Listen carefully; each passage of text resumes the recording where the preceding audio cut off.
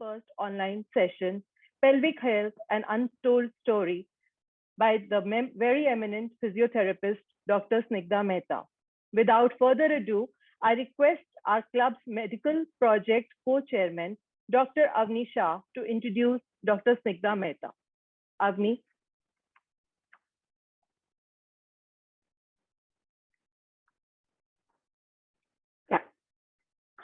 Thank you, President, for that heartwarming welcome to all.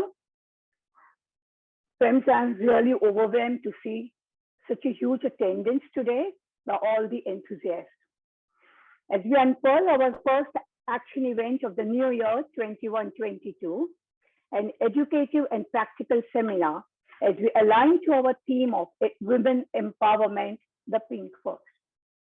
Our subject today is pelvic hygiene, an untold story. Why untold story? Because probably we all women exercise to strengthen the muscles of the locomotive system, the abdomen, and the face, and feel proud saying that, oh, age is just a number.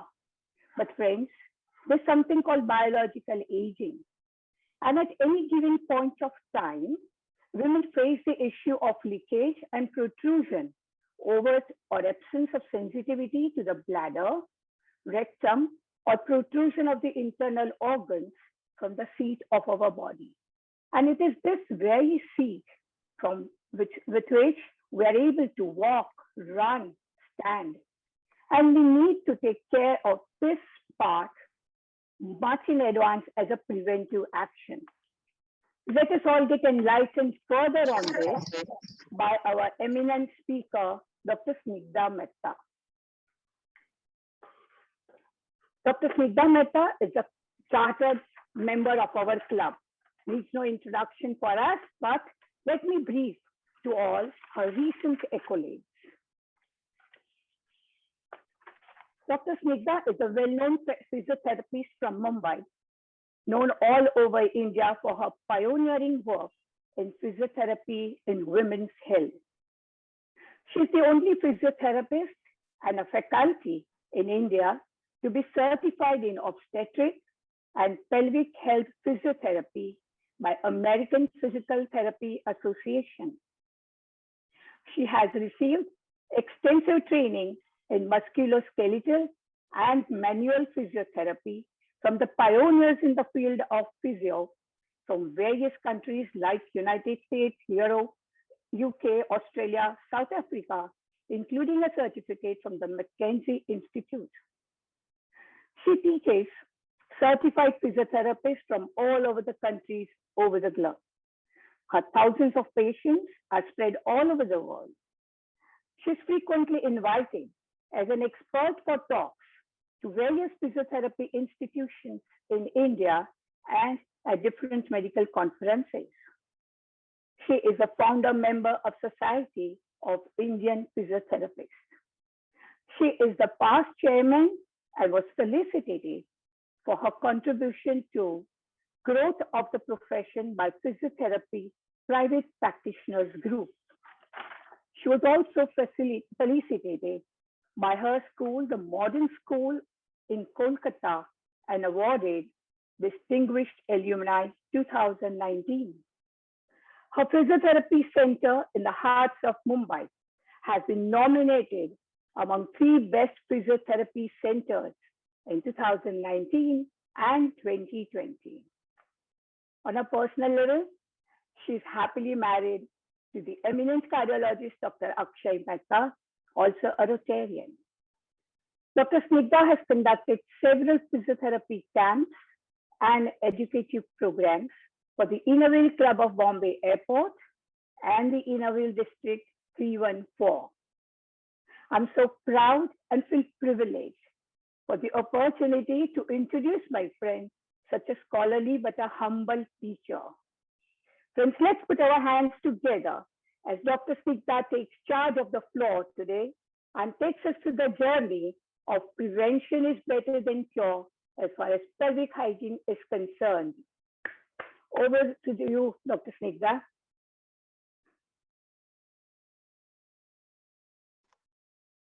Thank you, Dr. Avni, for such a wonderful introduction. To come to Inner Wheel, well, I'm very much part of Inner Wheel, but to come to so many Inner Wheel members is a privilege and an honor. Thank you so much, our club, Inner Wheel Club of Bombay Airport. Thank you so much, the president, Dr. Namita Marwa. Thank you, Hima, for initiating, past district chairperson, Hima Nanavati, for initiating this talk. And Sunita, thank you so much for attending this. I can only call you Sunita. Yes, DC Sunita Jain. Because we were very closely associated when she was zonal chairman of Zone 5, right? And we worked together when Hima Nanavati was the district chairperson together quite a bit. Yes. So yes, she's a close friend and a very lovely person. Thank you so much for being here. And thank you all the dignitaries, all the district dignitaries that are present today. Thank you so much for being here. I would like to now do screen share.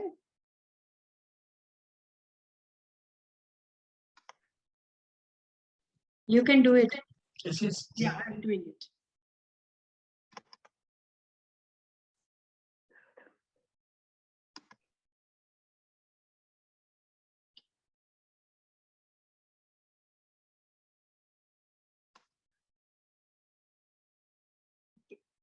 Yes, so today my topic is pelvic health, which is an actually untold story. And I want to tell about this story today. It's a very topic very close to my heart. Please, and full see screen. the slides. Full screen karo na slide. Yes. Yes. Okay. Yes. Yeah. Thank you for reminding. Okay. So this is a topic which is very close to my heart because it is untold. And what I have realized in these so many years of practice is people come to me for knee pain, shoulder pain, back pain, and they don't talk about their pelvic problem at all until they get comfortable with me and they have had a few sessions with me. And then they tell, Snigdha, I have a little urinary incontinence sometimes. Can you treat that? More so, they tell me, I think, because I'm also a pelvic health physiotherapist. But yes, they will not tell me on day one. They do not come to me directly unless they've been referred for a specific problem by somebody, then yes. But otherwise, they will not talk about it. And I know so many people who have never mentioned that they have a problem at all. So I thought that this is a topic that we should take up as Inner Wheel members. We need to know more about it. So here I go.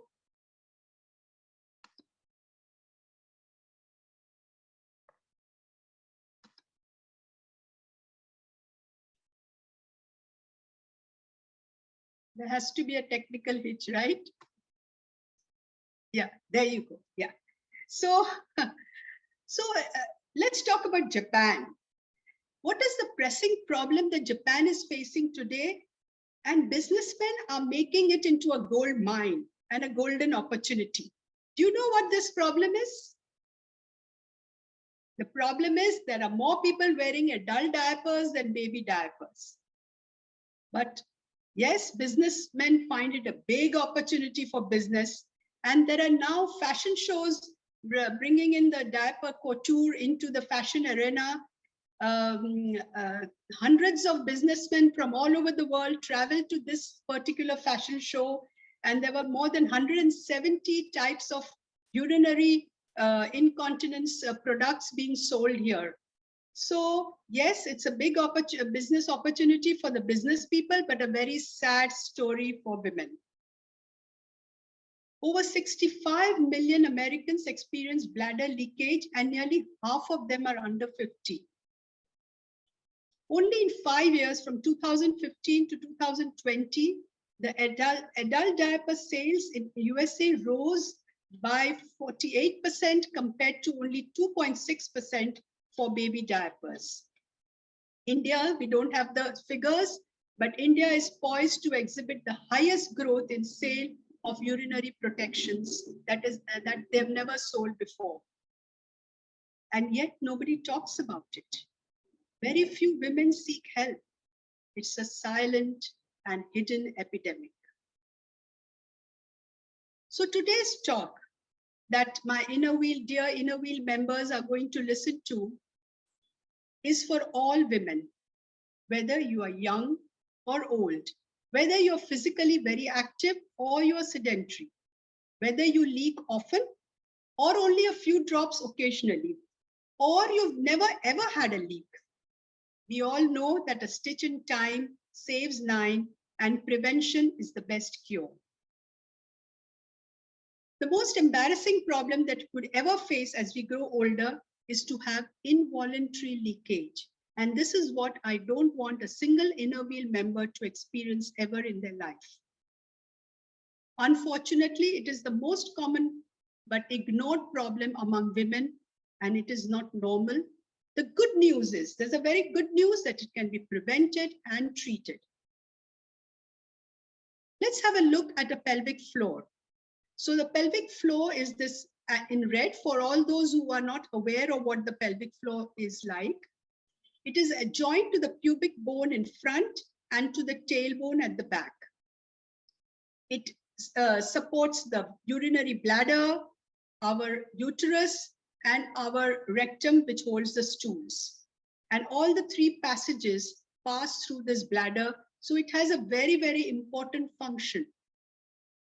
And it not only holds these 3 organs, but it holds the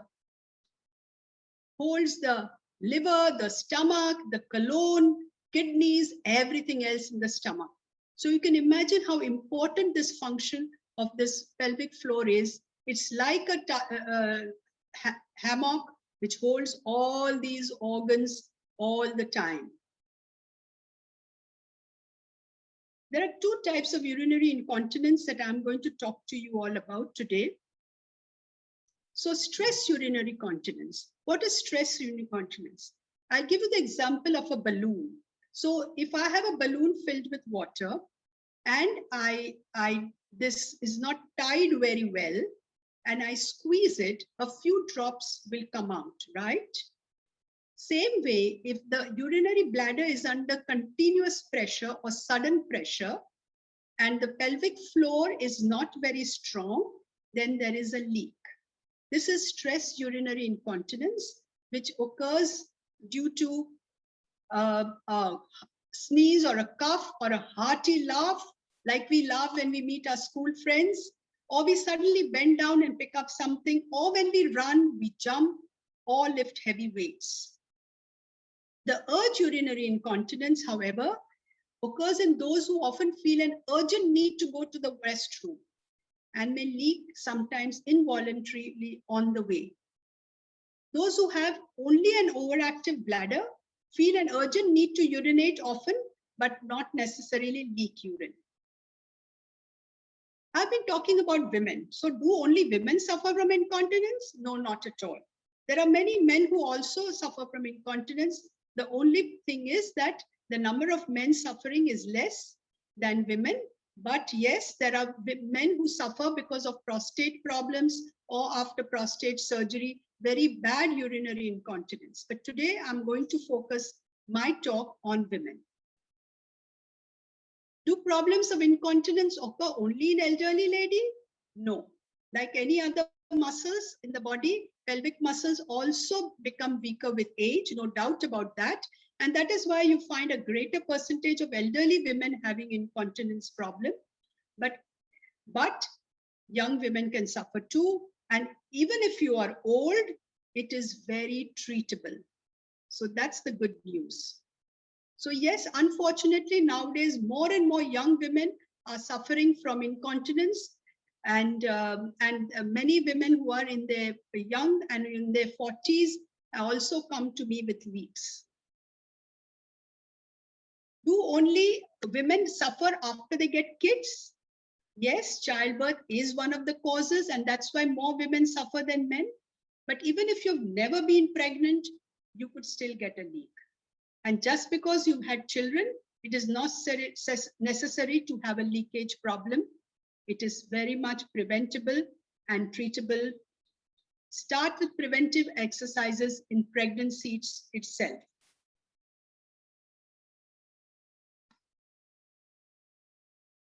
In the end, I will let you into a secret. One of the reasons why our grandmothers never, in spite of having so many children, never had the problem of leakage as much as the women nowadays suffer. So who is more likely to get incontinence? Those who have had more than 2 deliveries, those who have had a removal of the uterus, because uterus supports all the other organs inside your abdomen. So when the uterus is removed, all the other organs lose that support which was there earlier. And then some people have difficult deliveries. They get perineal tear or a very difficult, the baby's head is big, isn't coming out easily, or the shoulder is not coming out easily. And that's why they're more likely to suffer from incontinence. Vaginal delivery.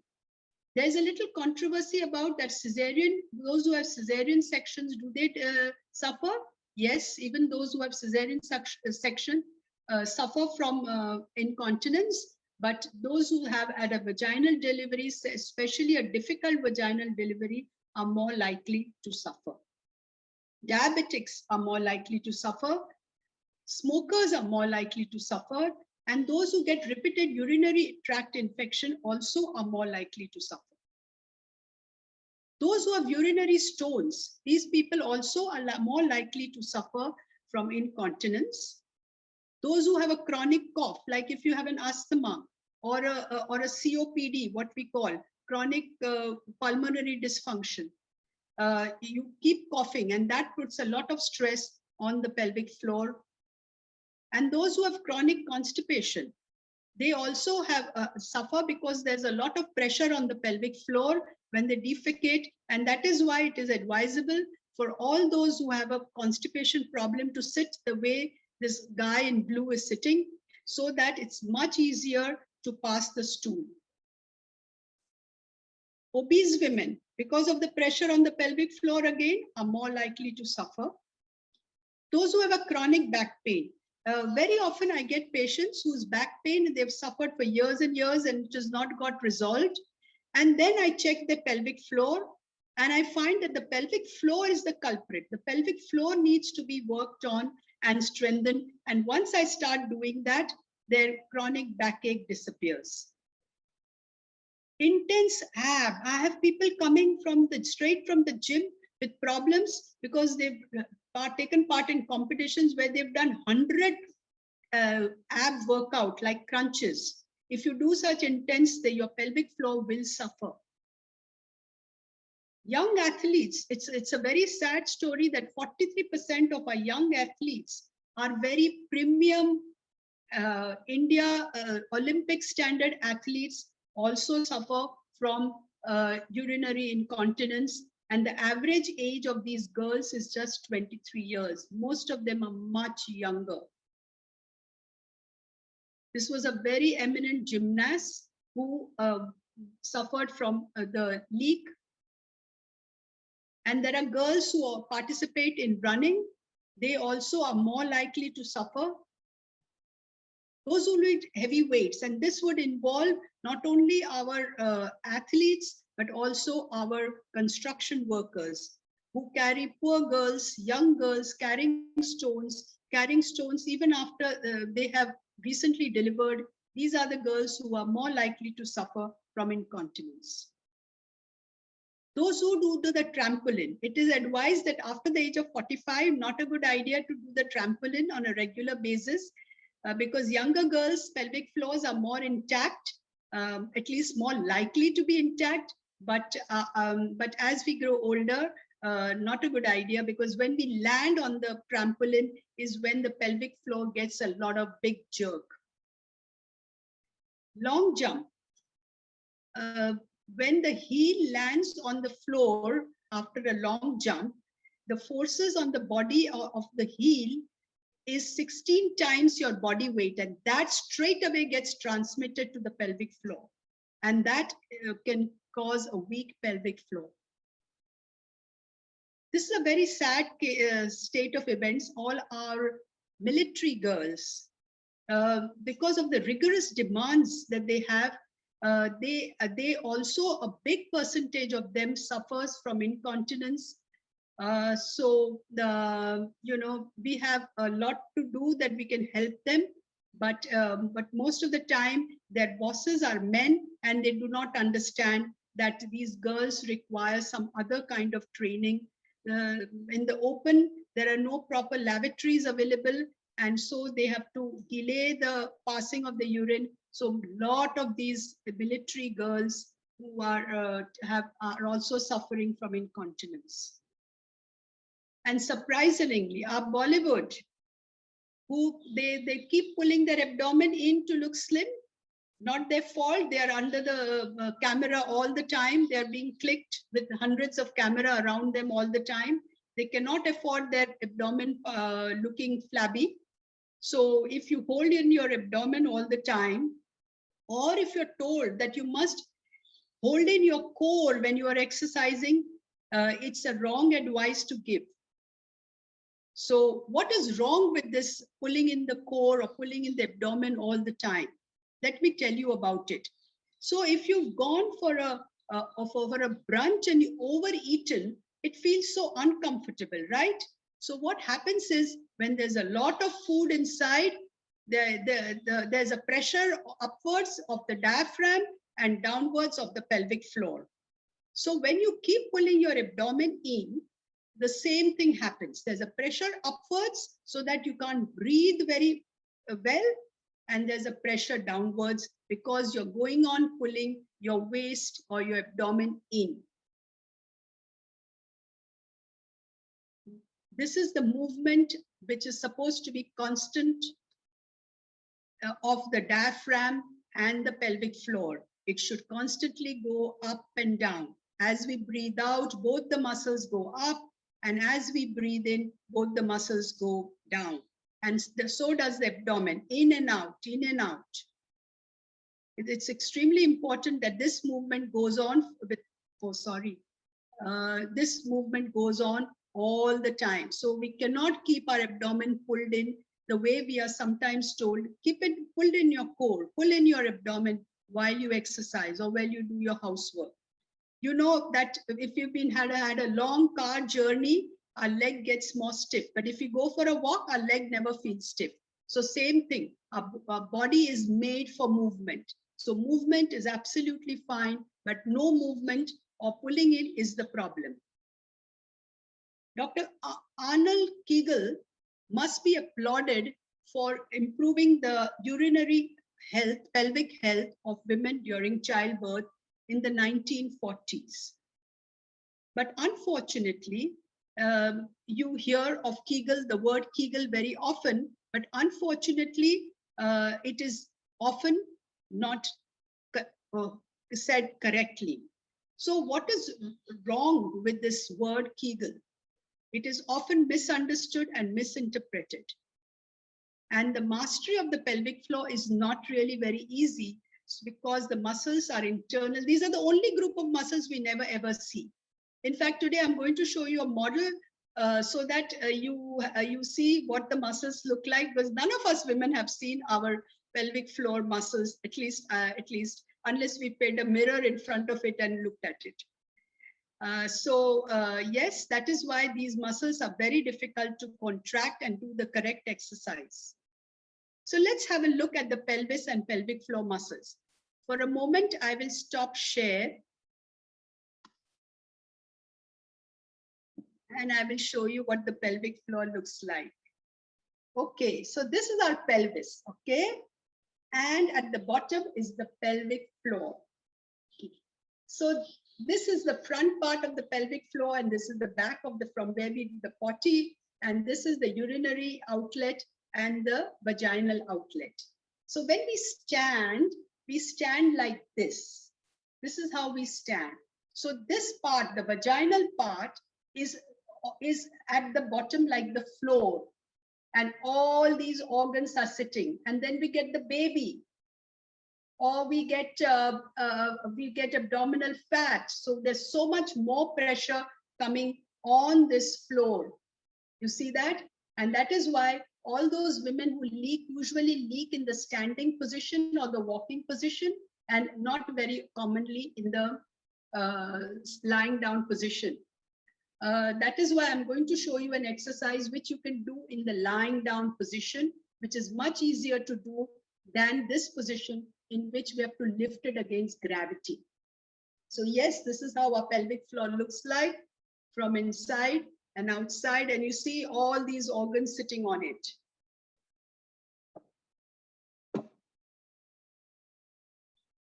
Okay, I go back to screen share.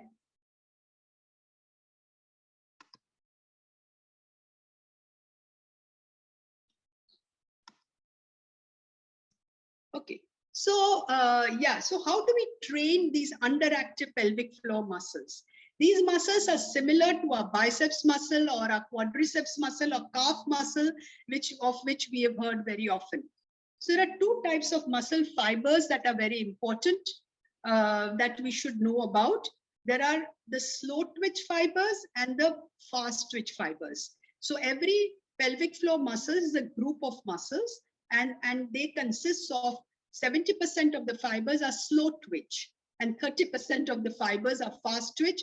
Later on, when I'm showing you the exercises, I will tell you why it's important to know that there are fast twitch and slow twitch fibers that we possess. Yes, so I did say that how do you do the exercise in the lying down position?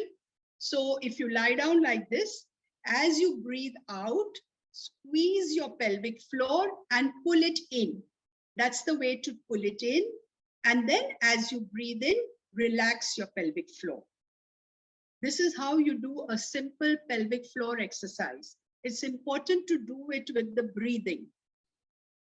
Or you can do it in this position. This is also a very comfortable position. So another cue would be, imagine holding a marble or a strawberry with your vagina and pulling it towards your pubic area. When I tell this, people, it seems weird, but they understand it much better. But the important thing is that you're not supposed to hold your breath, and you're not supposed to tighten your stomach muscles, your butt muscles, or your thigh muscles. This is very important. And when we want to progress with this exercise, suppose now I can do this exercise quite well, then you have to hold the pelvic floor muscles contraction for a few seconds, for 20 seconds while I'm breathing normally. So I breathe out, I pull it in, and now I must do normal breathing while I'm holding the pelvic floor muscles. Then I did tell you there are fast twitch fibers and slow twitch. So when you hold it for 10 seconds, you're using usually the slow twitch fibers. But fast twitch fibers are extremely important because suddenly you cough or you sneeze, you need those fast twitch fibers to react immediately. And that is why you can do the fast twitch fibers tightening by stronger and faster and release contractions of the pelvic floor muscles. And these exercises should be repeated 3 times a day, about 10 times each time. If you have stress incontinence, in addition to strengthening the pelvic floor muscles, just before you're going to cough or sneeze or laugh or jump, you have to very quickly pull in your pelvic floor. And these are the fast twitch fibers that would help us not leak when we are going to jump or cough or sneeze. Kegels-on-Demand is very important, and training in function is very important. So ultimate goal is that in our day-to-day life, we should be able to hold our urine and also strengthen these muscles so that our quality of life improves. So it is good to begin with isolated pelvic floor exercises, but eventually you have to integrate the exercises and fit it into our day-to-day work, real world, so that we are able to hold in the urine. If I have to have an urge for urine, I don't have a washroom nearby, or if I suddenly laugh, or I should be able to hold my urine. There's a very interesting way that you can work, and all of you sitting in the audience can do this. So imagine you're blowing a candle. So you make a circular movement with your face And when you do that, you will immediately feel your pelvic floor muscles also getting tight. It's very interesting. This is not an evidence-based exercise, but it's a very interesting, and it's an easy way to teach people to understand that whenever you do this, you will feel automatically the pelvic floor muscles also tighten. We all know about Mool Bandh.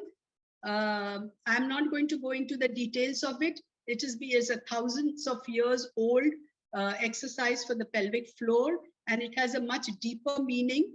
But yes, Mool Bandh is also like our pelvic floor exercise. But there are a lot of mistakes that we do when we are doing a pelvic floor exercise, and I want to point these out. One of them is holding our breath. So you tell somebody to pull in the pelvic floor, they'll hold their breath and pull it. The moment you tell them to breathe normally, they are not able to do that. So simultaneously, to do normal breathing and to be able to hold the muscle is extremely important, because in our day-to-day life, we move around normally breathing, right? So we have to be able to hold the muscle. So when we hold our breath, actually what happens is that your pelvic floor is actually pushed down. So it is actually, if your pelvic floor is weak, it will get overstretched, in fact. So never do a pelvic floor exercise by holding your breath. The other mistake is to tighten all the wrong muscles. And these muscles are much more powerful than our pelvic floor muscles, which include the abdomen. So if I tell somebody to pull in their pelvic floor, they will tighten, they pull in their abdomen hard. This is not correct. Your abdomen will go in slightly, but it is not to be pulled hard as if you're bracing your abdomen. Nor are the butt muscles supposed to get tight when you pull in your pelvic floor. And nor are you supposed to press your thighs together when you pull in your pelvic floor. So these are all the stronger muscles that we possess. And that is why you have to focus, you have to relax your body, focus on the pelvic floor muscles. And no one should be able to tell you that you're doing pelvic floor exercise actually, because there's hardly any movement except a slight movement of the abdomen that you notice. Trying too hard. Most people, when I teach pelvic floor for the first time, they try very hard. And so remember, pelvic floor muscles are small muscles that require only a gentle activation. It's a very gentle movement, a subtle movement. And we never use any force for it. Very often, we make another mistake. We do not know that we are getting leaking urine, and we feel that, oh, I need to do Kegels, I need to strengthen my pelvic floor muscles. But actually, the pelvic floor muscles may be already tight. And if they are tight, then you must realize that a tight pelvic floor is not a strong pelvic floor. Person with a tight pelvic floor may have as much difficulty in holding back urine as the person with a weak pelvic floor. Doing Kegels on your own. So a lot of people say, oh, I did Kegels and nothing happened, no effect, no फायदा, कोई फायदा नहीं होता है, कुछ नहीं होता है, इससे तो मेरा तो जो था वही है. So there are many, first of all, we must understand there are many pelvic floor muscle problems that we can encounter. One of them is pelvic organ prolapse. That means one of the organs, the uterus, or the vagina, or the rectum, or the bladder descend down and come down when you have a weak pelvic floor. So that is pelvic organ prolapse. And then there are sexual issues. There are a lot of young girls that I treat nowadays who have very tight pelvic floors, and they have problems with intercourse. They have problems in passing stools. So obviously these are not the people who should be strengthening the pelvic floor muscles more. And then there are people who have not only urinary incontinence, but fecal incontinence. Now, the treatment for that is a little different, but yes, it is also pelvic floor strengthening exercise. And some people have an overactive bladder or a bowel, because of which they may feel they need to do a Kegel exercise, but all of them have to be individualized and evaluated and then given a customized program. Constipation. A lot of people with pelvic floor problems have problems because of chronic constipation. So either the pelvic floor may be too tight or it may have become weak because of constipation. And of course, there are a lot of girls, especially young girls, as soon as they get their periods, they start suffering because of different reasons, pelvic pain. And these are also the girls who have to be individually evaluated to suggest them the exercises. So before we start doing Kegels, the first test to get tests done, whatever necessary tests, and diagnose the cause of the problem. Why are we having a pelvic floor problem? Next, we can get, you should get yourself evaluated by a pelvic health physiotherapist. And what a pelvic health physiotherapist does is they assess the neuromusculoskeletal system in great detail, not only of the pelvic floor, but of the entire body, because the entire body actually is connected to the pelvic floor. So if for example, a hip muscle is tight, it can pull on a weak pelvic floor. If your posture is bad, it can give you pelvic floor problems. So a detailed musculoskeletal evaluation is very important to give you the right kind of exercise that you should be doing for your pelvic floor. Yes, and the physiotherapist can design and customize a program for a specific problem and at hand. Yes, so she can use many different techniques. The pelvic floor therapist uses many techniques like we call manual therapy techniques. We also do internal assessment, like you go to a gynecologist and they do an internal assessment of the muscles and we release those tight muscles, or we help them to understand how to tighten those weak muscles. So, a whole body evaluation of the musculoskeletal system is very important because to support the pelvic floor, all other muscles are very important too. Then we have exercise that we want to avoid if you have a pelvic floor. And this is so typically applicable to our young mothers. They deliver and then they are in a ready, they feel my stomach is protruding, I've put on weight, I need to go to the gym, I need to keep a personal trainer, and I start doing exercises. And then many of them land with multiple problems. So I want to warn you about exercises that we should avoid if we have a weak pelvic floor. In fact, get your pelvic floor first treated, then go in for those exercises so that they do not overstretch your pelvic floor. Sit-ups and crunches. How many of you have done this after your delivery? They push the pelvic floor down more and more and more, and you will not realize it at that time. You will realize it only after a few years, maybe 5 years, 10 years, 20 years down the line, you realize that your pelvic floor muscles have become weak. Sit-ups done with the legs up like this is worse. In fact, should be banned exercises, not to be done, especially in the postpartum period after a delivery, but also not to be done to anyone who has a weak pelvic floor. Again, this exercise, I always tell them there should be a banned exercise. How many people think their abdomen muscles have become stronger and stronger if they do these leg lifts? And many of them can do it wonderfully, but they do not know the consequences of this. And then heavy weights. Now more and more women are into lifting heavy weights. I can understand the poor people, they do it for a living, but this is not necessary. We women have a capacity for lifting weights. And if we are pushing the pelvic floor down, like you saw in some of the pictures earlier, you can push your pelvic floor down and cause a bigger problem than before.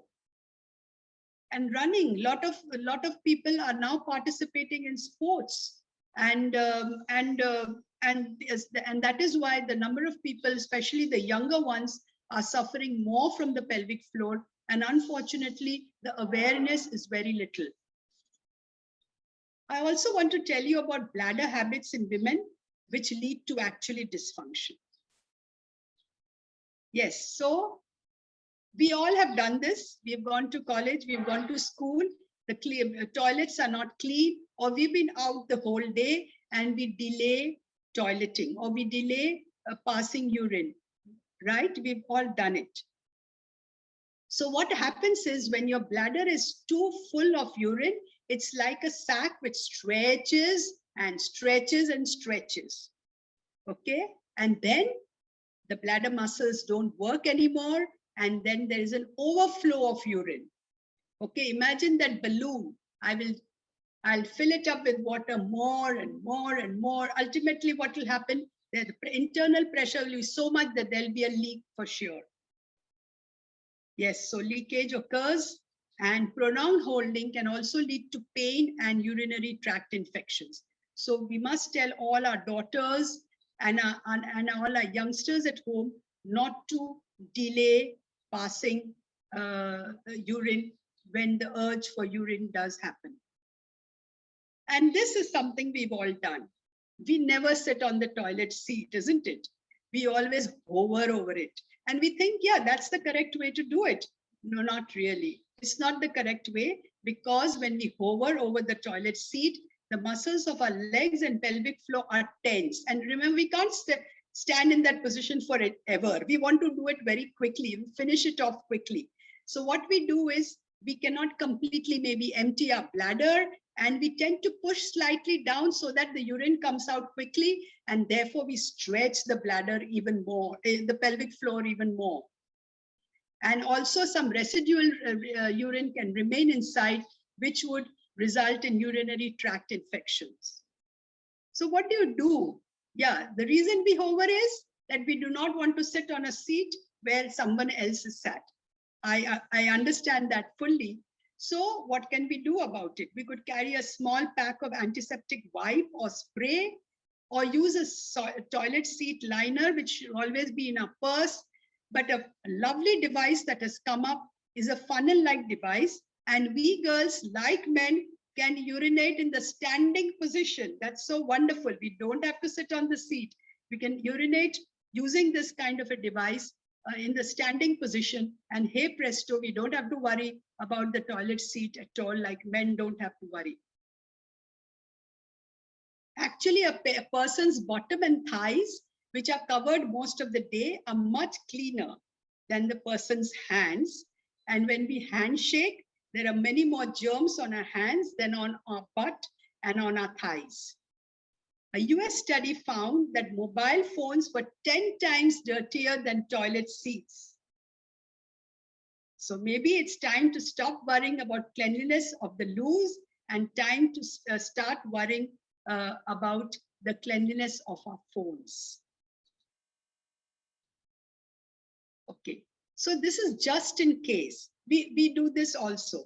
So I'm going on a long road trip. I will empty my bladder,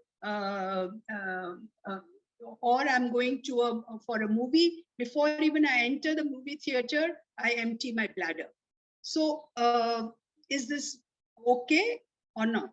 Most bladders hold about ½ liter of fluid, okay? And if you're going to the bathroom frequently and producing less than that, then you are teaching the bladder to hold less. So over time, you always end up needing to go more frequently, because now your bladder is used to not stretching. This is the opposite of the girls who hold for a long time. Now your bladder, little it is full, and it'll give you the sensation of going. So you end up going more and more often. But the good news is that we can train your bladder to gradually accommodate more fluid, because the bladder can stretch. So increasing the time between two voids to about 2 to 3 hours gradually over time is training the bladder, is something that helps us not needing to empty our bladder very often. The other thing we do when we go on a road trip, or we go out of town, or we go for, we know that we're not going to be home for quite a few hours, we drink less water. But what happens is when you drink less water, the urine becomes more concentrated. And the more concentrated it is more irritating for the bladder, which actually triggers a sensation of that you must go because it's a sensation that is triggered. If you drink more fluids and not restrict your water intake, the more dilute is the urine, the less irritating it is for the bladder. And you can hold actually more. So never ever restrict your fluid intake when you go out, because it will actually irritate the bladder even more. So how much fluid should we take? We should take about 1.5 to 2 liters of fluid every day, preferably water, of course. Drink more fluids in hot water and if you do heavy exercise. And if you're drinking enough fluid, then the color of your urine is pale yellow. So that's the way we know that we are drinking enough fluid.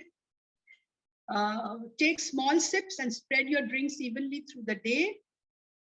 And fluid intake greater than 2.5 liters or less than 1.5 liters, then actually contribute to incontinence. So find out how much fluid you are taking in every day, and the color of your urine will indicate to you whether you're pressurizing your bladder and your pelvic floor, yes or no. Now is the secret. Okay, so we know that grannies had so many children, but this problem of incontinence was not as common as it is nowadays. Nowadays, it's becoming very common, and especially worrisome are the younger generation who are getting this problem. Why do you think that incontinence problem was less in those days and more now? In fact, their deliveries used to be much more tough. They never had something like cesarean in those days, and there used to be a lot of mishaps, and they used to have so many children. So it's a surprise, isn't it, that they didn't get incontinence as much as we are getting now. The reason is this. What is the reason? Because they all sat on the floor and did all their activities, whether it was cooking, whether it was chatting, whether it was working in the fields, they all sat and did. And what is so great about sitting on the floor? Because they got up hundreds of times in a day, sitting on the floor, getting up, sitting on the floor, getting up, sitting on the floor, getting up. And what happens to the pelvic floor? Automatically, ever since childhood, ever since you are a little kid, your pelvic floor is constantly being exercised automatically. Automatically, the pelvic floor will get exercised when you, and try this at home too. When you get up from the floor and sit on the floor, your pelvic floor gets exercised. So when you get up, your pelvic floor tightens, goes up, and then when you sit down, it relaxes and comes down. If you can't sit on the floor, try it on a chair. Slowly get up from the chair. You will feel the tightness in your pelvic floor. And as you sit down, you will feel your pelvic floor relaxing. To add to that, every time you get up from the chair, get up slowly, press your heels into the floor and breathe out as you get up. You will feel your pelvic floor working beautifully. And then as you sit, breathe in and relax your pelvic floor, and you will feel your pelvic floor is relaxing. That relaxing and tightening of the pelvic floor actually keeps it in the best of health. There are many surgery options, and I will not go into details of that. The best is to consult your, and there are also medicine options, but best is to consult your surgeon or physician for this. I have a few take-home messages today. And the first one is, what can inner wheel do? I hope DC Sunita Jain is listening to this. So this is very close to my heart. And anytime you need me for any of these projects, I'll be too happy to help you. Any of the presidents of the clubs or DC Sunita Jain, any of you need me, please tell me. So who can we, how can we create awareness, educate, and teach exercise through inner wheel? So women who work in construction sites and lift heavy weights, they're totally unaware, and they don't have any, poor women, they don't have any support. If they have a pelvic floor problem, it's a very embarrassing problem for all of us and even for them. So how can we educate them and create them awareness of the pelvic floor to these women. Then what about school children? School children, of course, now in pandemic, everybody is at home, but school children also control their bladder and bowels very often. They go at 9 o'clock, come back at 3 till then, they will not go use the washroom at all. And this is something that we need to educate and take up schools maybe after the pandemic, but we need to teach them pelvic floor. In fact, a very interesting project is being done in United Kingdom, where every child is taught pelvic floor exercises. School-going child is taught pelvic floor exercises because that is the best age to start teaching them. Then their pelvic floor remains in a much better condition than at an older age when we have to do much more to make our pelvic floor better. Teachers and other professionals, we can take them up, who stand for long hours. Earlier, when I showed you the model, I did tell you that it is like a floor. It's absolutely like a floor which holds up all the time. So when you're in a standing position, you're much more likely to put pressure on the pelvic floor. And therefore, these are the women, we can educate them on how to create an awareness and how to do pelvic floor exercises. We can collaborate with schools and colleges to teach girls who are active in sports. It's a very sad state of events that these are our top athletes and they leak. And sometimes they have to give up the sport because of that. So prevention is the best way to teach them, but also as a cure, we can teach them. So, this is the group of girls we can take up, whom we can collaborate and teach them and make them aware of pelvic floor exercises. And pregnant and young mothers, and especially these who stay in the Mofussil areas, in the rural areas, they also have a lot of problems with pelvic floor. This is absolutely, and that is why I named it as Untold Story, because we really don't know anything about it. They never talk about it. Neither the rich, nor the poor, nor the young, nor the old, nobody talks about the leak. And that is why it's important to go as Inner Wheel, as a project, and teach these and make them aware of the benefit of teaching and awareness of the pelvic floor program. Our senior citizen groups, they also need pelvic floor. Our old age homes. So I thought of, these are the many projects that I thought of that we Inner Wheel can do for awareness of the pelvic floor and pelvic health. And of course, we can add other topics about pelvic health, not only about incontinence, we can add other topics, but I think incontinence is the most common problem that women suffer and don't talk about. So incontinence is, yeah,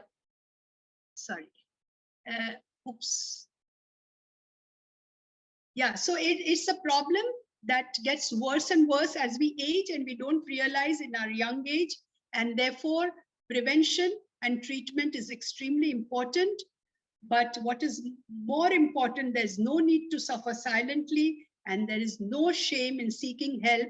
To quote Catherine Zeta-Jones, we should all come out and consult the right person. We don't have to go gaga about it to everyone, but yes, there's no shame in seeking help, and we do not need to suffer about it silently.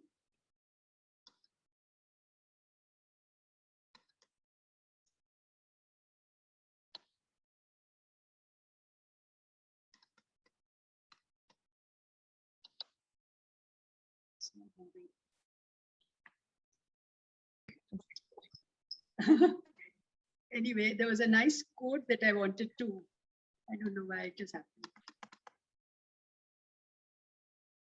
The last quote. Something else is coming. It was a beautiful quote, which I, especially for Inner Wheel, it's very applicable. And that is why I wanted to talk about it.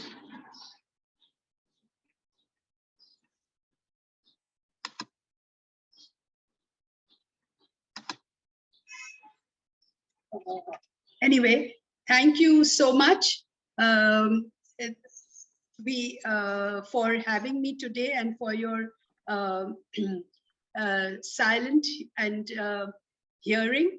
And thank you so much, President Namita, Nilima, Bina, and Suchita Raveshya from our club for being my backbone today, and Prakash Bhai for giving me all the technical support. Thank you so much.